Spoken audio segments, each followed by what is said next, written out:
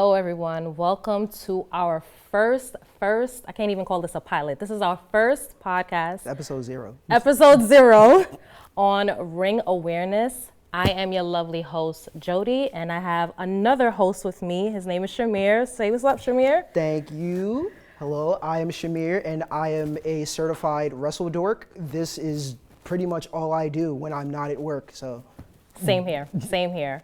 So, certified wrestling dork. Since this is our first podcast and first introduction to everyone else knowing about what we're doing, let's start off real slow, real simple.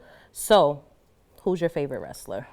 Favorite wrestler? Yes. Would have to be Punk. It would have to be CM Punk. I just Okay. especially as a kid, the gravity of the pipe bomb was so insane to me. And I just had this old CM Punk hoodie with the thumb holes in it. Yeah. That my parents had to quite literally rip away from me because I would not stop wearing it. Oh, so you wore it for everything? Yes, I'm with it all. This isn't sports entertainment to me. This is a lifestyle. This is lifestyle. This This is is lifestyle. lifestyle. No, I totally get that.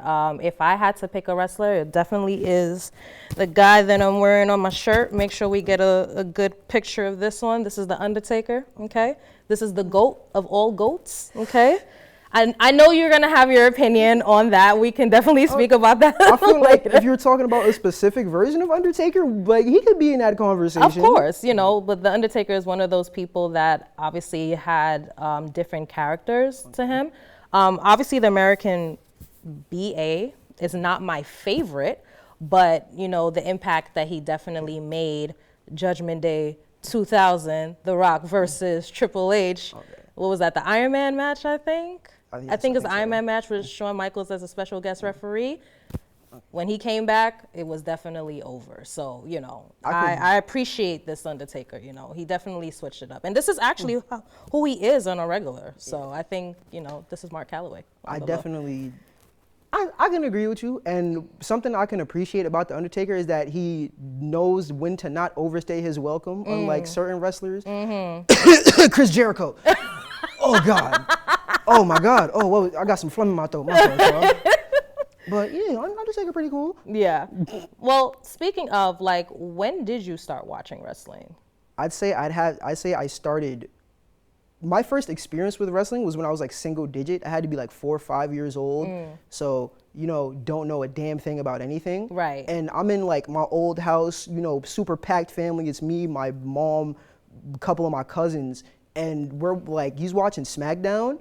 And the boogeyman is just shoving worms in Booker T's face. And I'm a 4 or 5 year old, so I'm scared beatless, you know what I mean? Yeah. They're like, oh, the boogeyman's coming to get you. And then I grew up and I was like, this guy's shoving worms in this dude's mouth in front of his wife. It's so disgusting. He's awesome. Yeah, no, that was disgusting. I don't know about awesome. The boogeyman is awesome. Well, I can say my experience with wrestling, I'm a little older, so I've been watching wrestling around the same age as you. Definitely that was early 90s.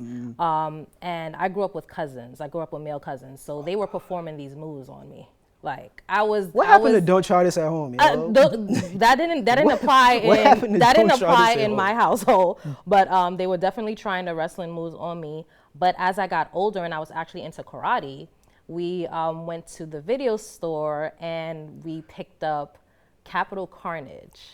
I think it was 1997 or 8, but it was Stone Cold versus Kane versus Undertaker versus Mankind. This was in England at the time, and it was on my birthday that pay-per-view came out. So that was my first real picking up a video and watching it. This is VHS, so guys, that's showing my age. But that was really my first real remembering experience on wrestling, and ain't stopped from there. So we both have wrestle birthdays. Yes. Yes. So that was it from there for me. So we know that, especially just being the biggest promotion, WWE, obviously, that everyone knows about. Yeah. So we do have a picture that I want to show you, and we are going to, dissect into it a little bit. So here's the photo. I did pull up something with all the eras of WWF, now E. So we have the golden era. We have the golden era. We have the new generation, attitude, ruthless, PG, and reality. Okay. Now, what I want you to do is pick your favorite or the most impactful person of each era. Okay. So we'll start off with the golden era. Obviously, I was born in '89, so like I don't really remember much of this, but obviously we have so much evidence that we could see now. So the golden era. Like, who would you pick the correct answer, no matter who you ask, should always be Macho Man Randy Savage. Absolutely. Absolutely. Charisma unmatched, mic work unmatched, ring work unmatched, especially compared to his Mega Powers teammate Hulk Hogan, who stinks. Hulk Hogan stinks. He's terrible, but never had a good promo. The leg drop's overrated. He should have never gotten Macho Man and Miss Elizabeth's business. Absolutely. He was just not that guy that, they wanted us to have as a superhero, American hero. Like, that wasn't my hero. I kind of feel like that's also why I think Ultimate Warrior is so cool, because of the passing of the torch thing. Yeah. And even then, feel like Ultimate Warrior should have squashed him. Match went on too long. Well, I mean, I have I don't even know who Ultimate Warrior is. Not saying I don't, but it's just like, feel like there's different people that played Ultimate Warrior. So that's fair. I really don't, I can't say. It's like Sin Cara. I'm just like, who is this person? But, definitely, if I had to pick, obviously Macho Man, Jake the Snake, he's just a impactful wrestler, and I think sometimes people forget about him because, he didn't have that much, I guess there was so much bigger stars than him that I feel like he was just kind of fell back into the crowds, but he was extremely impactful. Not to mention, he's still impactful. He's still in the business. Exactly. He's still in the business. Exactly. So he's doing his thing. If I had to pick someone, but Macho Man is, and not only wrestling, but also commentary as well too. People forget that he was the color commentator, even for with VKM. We're not gonna say his whole name because he's a little controversial right now. A little.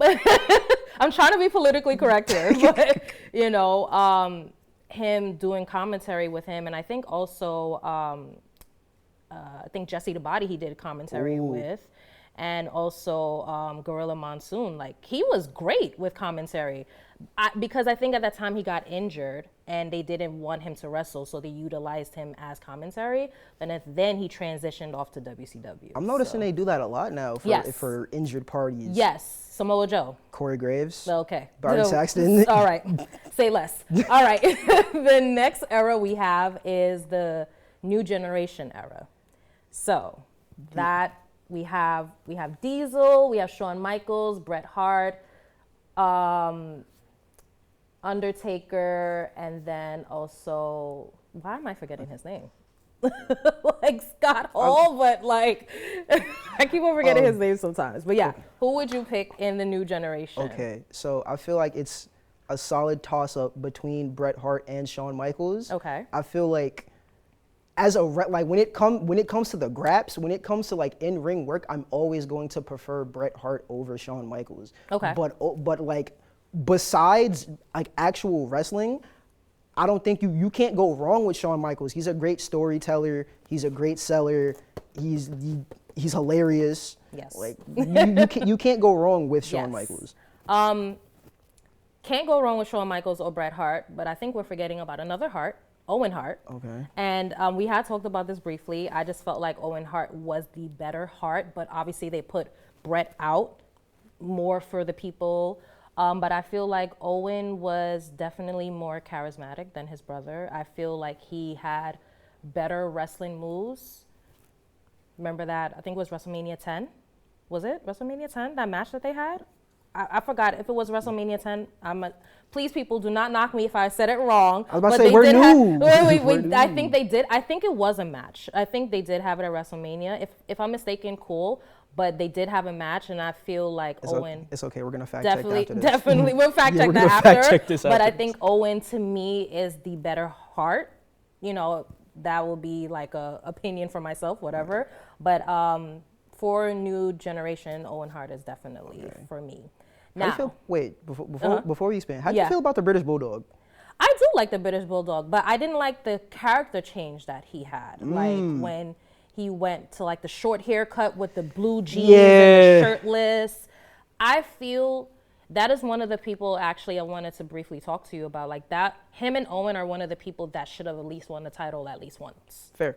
You know what I'm saying? Fair, I think there's a lot of wrestlers out there that were so hardcore mid-card that they didn't really get that chance. But we also know who was running the show. Okay. So I still feel like that's Kofi Kingston. We'll get into that era. We'll get into that era just now. So the next era that we have is the era that everyone knows about that put WWE, FE on the map, the Attitude Era. Okay. So the Attitude Era, we had Kane, we had Mankind, we had Stone Cold Steve Austin, we had The Rock, and Triple H. Okay. So before I give an answer, disclaimer, Kane is another guy who sucks. What? As a wrestler, amazing. As a person, horrible dude. Okay. Well, Glenn Jacobs, the man behind the mask, is a horrible person. Okay, horrible guy. We'll leave the politics. Horrible guy. This, definitely. But the correct answer is Stone Cold Steve Austin. Okay. The correct answer will always be Stone Cold Steve Austin. Yeah, I can agree with that.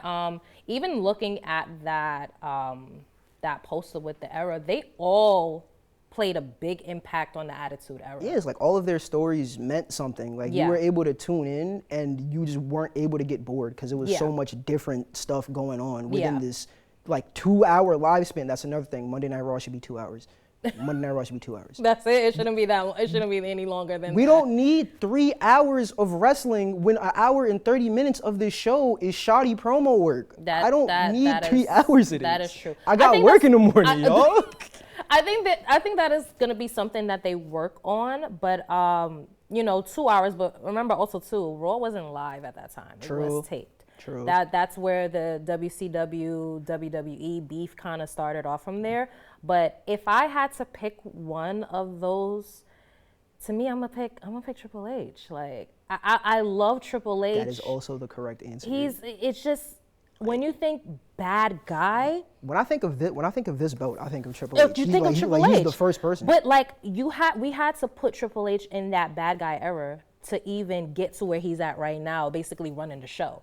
So whatever controversy, he married the boss's daughter, I don't care. Like that to me, it doesn't.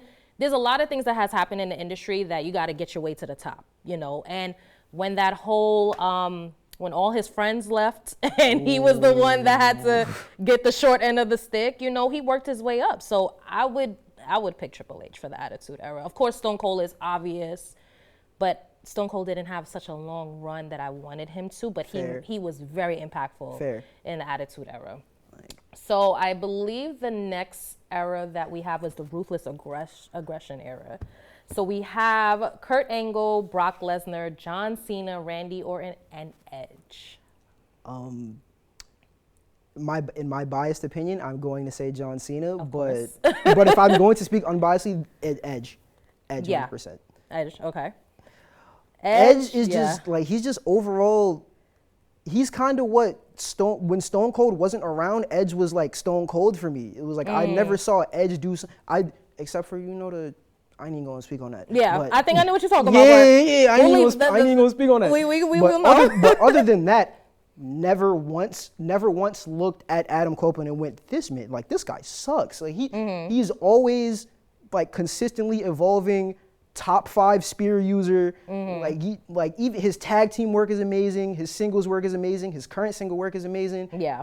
Get well soon, cause my man just got injured. Yeah, that match was crazy. Get well soon, my man just got injured. Crazy. Y'all watch Double or Nothing. Watch that match. That was a really good match with him. And watch it in parts though. That show too damn long. Yeah, that was a long show. Too damn long. But for me, Randy Orton. Fair. Randy Orton was Ruthless Aggression at its height. Like that man was going into the other era. You mean like, all right, so when you say Randy Orton, you mean like Randy Orton with the blue shorts, or Randy or Evolution? Look at Evolution. Like Evolution was part of that ruthless aggression era. And then I have to put Batista in that, but you know, Batista is not in that picture. Absolutely. But for when Evolution was created, Ric Flair, Triple H, Batista, and Randy Orton, you basically had old school with the new school. They trained them to be who they are. Randy Orton is who he is because of Ric Flair and Triple H. And obviously his dad, but you know, who cares? But you know, like it's a big impact that he had. So I think the start of Randy Orton into what we know and love, or some hate, started from the. I don't understand how it's possible. I don't understand how it's possible either. But you know, people are weird when, especially in the wrestling. Especially when my man went bald. How could you hate him? That was peak Randy Orton. He was the Viper. That man was a menace to society. If you were over like 50 years old, you had a target on your back. That's true. That is true. He was going after everybody, daddy. All right, so we'll run through the other two eras real quick because we have so much other topics to talk about. Okay. So we have the PG era, which is not my favorite era. So we can go PG and reality era together. Okay. So we have Dolph Ziggler, CM Punk, Sheamus, Daniel Bryan, and Alberto Del Rio. I will definitely take out Alberto Del Rio. Who? He is no. I definitely like Dolph Ziggler. I feel like he was underrated. You know, he definitely, you know, he's the man. But I just feel like he wasn't used and utilized correctly. If you needed an Intercontinental Championship, that was your man. Of course, you know, and even with that, like, when you're speaking about Intercontinental, we're talking about The Miz. I know you don't like The Miz. It's not that I don't. It's not that. Okay. Let's not get it misconstrued. It's not that I don't like The Miz. It's that I feel like we are entering a point in which I do not need to see Mr. Mizanin on my TV anymore.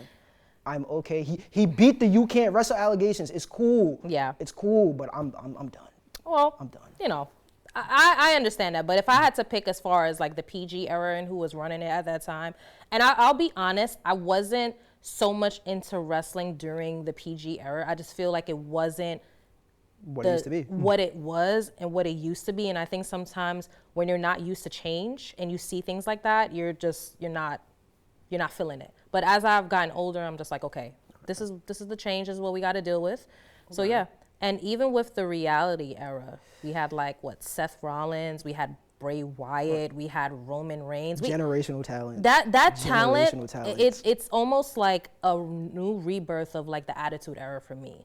I don't know why they call it the reality era, but whatever. Hopefully they keep up the momentum though. Yeah, I think those people that were in that era was and is transcended wrestling and shot it even crazier to what we are watching right now. They couldn't do it without the prior eras, and even some people leak into that era right now, but I just feel like their work is amazing. Roman Reigns. 100%. Like, and I know you wanted to talk about Seth Rollins. we gonna get to him later. Like, I just hope my man get well. I hope he get on the Rey Mysterio, Shotzi Blackheart stem cells. You know, I hope my man get his knees healed up. Yeah. We'll definitely, that was a topic that we're definitely going to talk about. I just hope he get right. Yeah. I just hope he get right. I hope so too.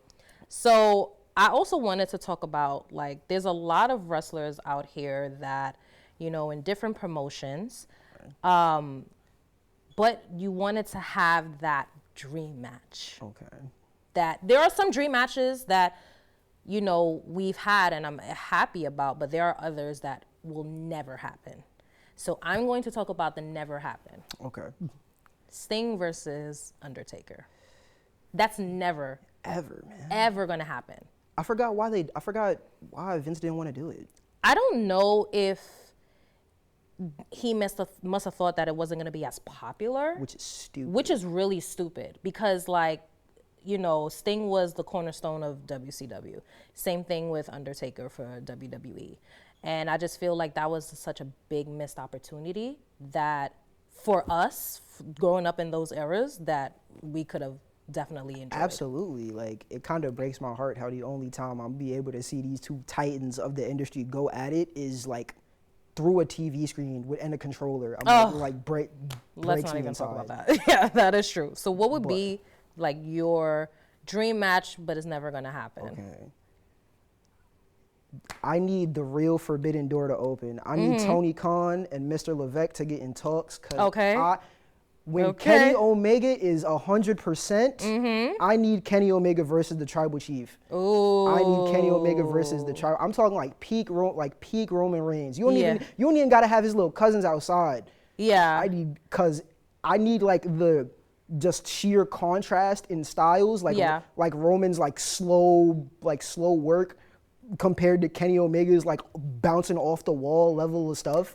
Like I think that would definitely, wrestling gods, if you hear us, like I really wish that would happen because I think that would set the tone. Absolutely. For just wrestling promotions to like cut the beef. Like you're here to entertain us. I wish it was that simple. It's not that simple. No, it's not that simple, but it's not impossible. I think it's just egos that are running the show. And that's why I love indie wrestling because it's just like all these guys that are within the tri-state area that just want to hurt each other for our entertainment. We can get them here. Yeah. Like the moment you get out of that WWE deal and that 30 days is up, come over. Like you're gonna fight everyone. That is true. That is true. So speaking of fighting everyone, you did bring a video of your, I think it's your favorite match of all time. Yes. Definitely NXT. For those who don't know what NXT is, that was a WWE development that just bigger. So I miss black and gold so much. The black and gold era definitely was elite. So let's bring up the video. We have like a quick clip of it, and then I'll show you my favorite video. Okay. I will never forgive VKM for butchering the potential Adam Cole run we could have had. Yeah. Like you remember during right before Survivor Series when Triple H and Shawn just had all the NXT guys run on Raw, run on SmackDown, and just beat everybody up. Why did they never do that again? That was almost remember how the Invasion was with WCW and WWE, but it's just so much better. And that's what made it so cool. Yeah, it was all these guys. Because it was all these guys that you think are under your top stars and coming to your show and beating you up. Oh, it was that match. Honestly, was amazing. I think that was for the North American title. Yes. That was the inaugural match. I'd argue Adam Cole is a top 3 North American champion. Oh yeah. I will put him up there. Also, I think Ricochet as well too. I say Johnny Gargano, Adam Cole, Damian Priest. I didn't care for Damian Priest as the NA champion. Really? I don't think I care for Damian Priest, period. Ooh! But strong words for our world heavyweight champion. But, transitional. We'll talk about that. All right, so that was your favorite match. Great match, by the way. You guys should really take a look at that. That was NXT TakeOver. Yeah, I want to say NXT TakeOver Chicago. Was it Chicago? I want to say Chicago. So Chicago. It was Adam Cole, EC3, Velveteen Dream. Leave that alone. Leave it alone. Killian Dane, yes, Lars Sullivan, and also Ricochet for the North American Championship. That was a really great match. Now, I'm gonna take it back. We're gonna go way back into time. So my match, when we pull it up, I hope I see just. I need to see the grainy VHS filter. No, it's not gonna be grainy. YouTube converted it. So let's pull up my video so I can show you champion. Okay, Mankind. He's the good guy, but he just falls off everything hardcore crazy. That match was insane. I love wrestlers that do it for the love of the game. In 3 years, your doctor is going to be like, why did you do that? Right. For the love of the game. But they know, their doctors are going to be like, why did you do that? But they know that years later, that some people are going to be talking about it on a podcast of how great this match was. That match probably inspired so many up and coming wrestlers. Of course. And even with that rivalry as well, too, that rivalry was really great. It was short-lived. But it was great, and as I said, that's one of my favorite matches. Now, you have this amazing belt here. Oh my God, thank you. Okay. So I know you wanted to talk about titles and belts, so let's take that. Take it away. I just wanted your opinion on what. Not only what do you think is like the best looking championship, but what are some ugly title belts? Honestly, like the Divas Championship was hideous. Hated it. I never liked the Divas era in a sense. That's fair, but the little silver butterfly, ugly. I thought it was so cute. What do you mean? Hideous. I like this. I actually like this. This actually looks like a title to me. Okay. Like a world champion should have it, you know? Let's show everyone how it looks, right? There we go. So, another ugly title was the Rated R title. I didn't like that title. That's debatable. I didn't really care for that title. Even I didn't care for Stone Cold's title. I hate to say this when he changed this. I hated it. Oh my God. Hated it. But yeah, so we have so much things that we want to talk about, but the last thing that we need to talk about that you wanted to speak about was about Seth Rollins. Yes. So let's talk about that. Yes. I just want to take a moment to explain to everyone just how bad we have it right now, cuz before Seth Rollins tore his ACL, I'd argue he could be like top 5, top 10 wrestlers on the planet. Mm-hmm. But Glenn Jacobs came with his little big doofy. He wanted to broke my man leg. And don't get me wrong, the comeback was crazy. Like the Triple H beef when he beat Brock Lesnar. But it's just like it's that looming feeling of knowing that you could have more and somebody took it away from you. But that's a business, though. It's true. That's a business, and that's just unfortunately what wrestlers have to go through. But with Seth Rollins out right now, I feel like he's definitely going to be a brand new man. I'm telling you, he need to get the Rey Mysterio stem cells. He's going to get the Rey Mysterio stem cells, definitely. But obviously, we are out of time. But I do thank everyone for tuning in to our podcast, Ring Awareness. Tune in for episode 2, where we talk about so much other things, wrestling, and not only WWE. We are going to be talking about AEW. We're going to be talking about deathmatch wrestling. We're going to talk about indies. We're going to talk about so much more. But thank you guys for tuning in, and we'll see you soon.